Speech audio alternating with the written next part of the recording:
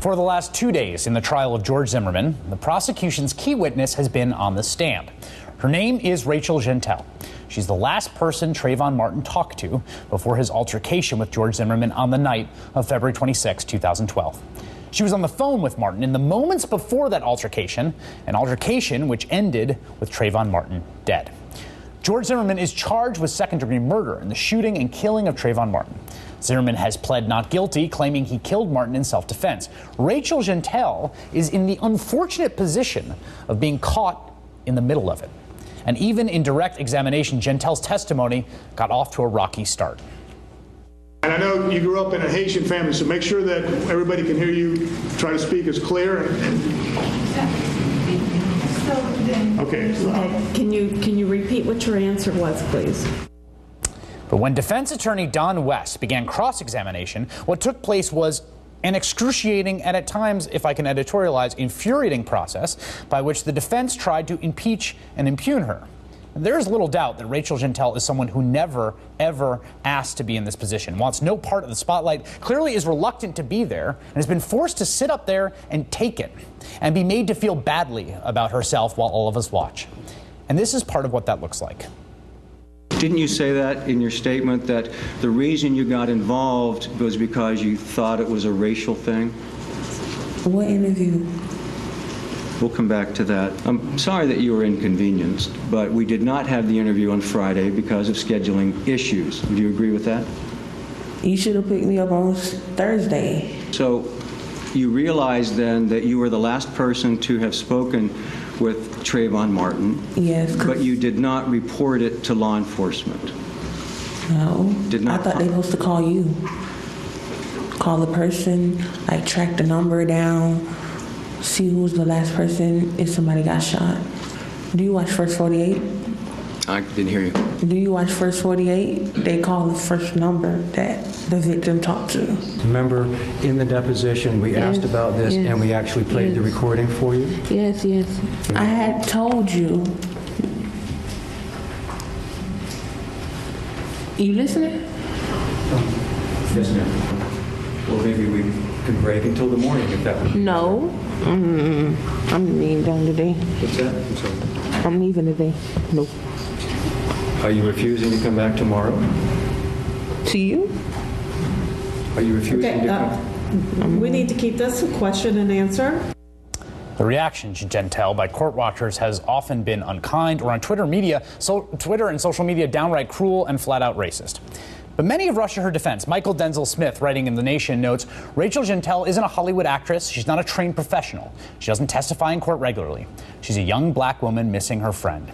She showed up to court to give all the information she had as to what happened the night he died.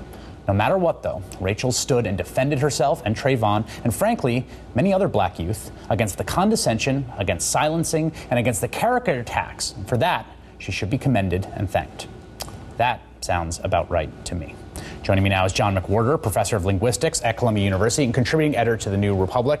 And John, I'm so glad you're here because as I was watching this, I was thinking the whole time of what John McWhorter was making of this, because you are trained as a linguist. More or less. And, well, not more or less, you really are.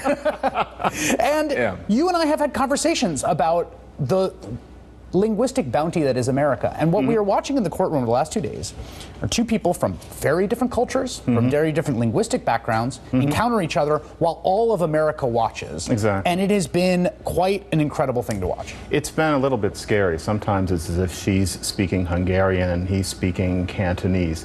And really what's interesting is that in her way, she's being quite articulate. It's just in a different kind of English than mainstream English. She's speaking black English.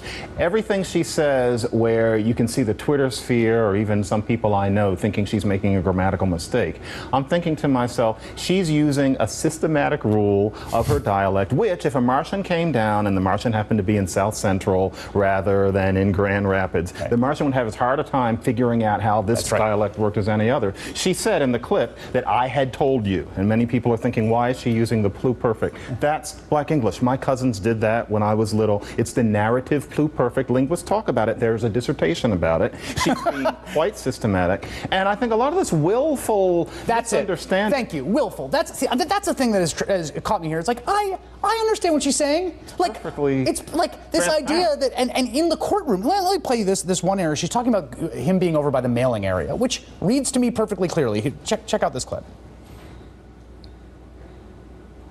Yeah, he's going to leave the area where the mailing area at. He's going to leave the mailing area where he was at. Mailing area? Yeah, where you get your mail. All right, and I'll make sure that everybody understands what you're saying.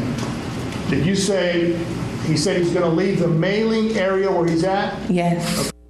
Everyone understood what she was saying. Everyone understands the mailing area. Speaking Sardinian. Right. I mean, especially nowadays when we talk about hip hop, most people under a certain age, and I'm at it and I'm close to 50, listen to black people, formerly poor ones usually, talking every day. It's called a great deal of mainstream American music. She's quite comprehensible. It's just that people don't want to understand her. And there's a whole larger question. Yeah, and I think that's, to me, there was some kind of theatrics here. I want this other moment about when Trayvon Martin, in her testimony, said that he was being chased by or tracked by a creepy cracker, which the defense has made quite a bit out of. Take a listen. Right.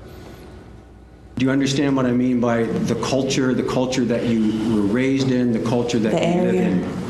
I was raised in. What you trying to say? Right. I'll say it this way. Do people that you live around and with call white people creepy-ass crackers?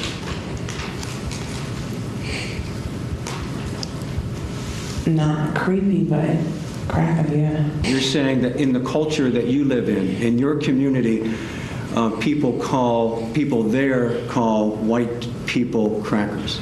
Yes, sir. I love the fact that she's like, yeah, we call them creepy crackers if they're creepy.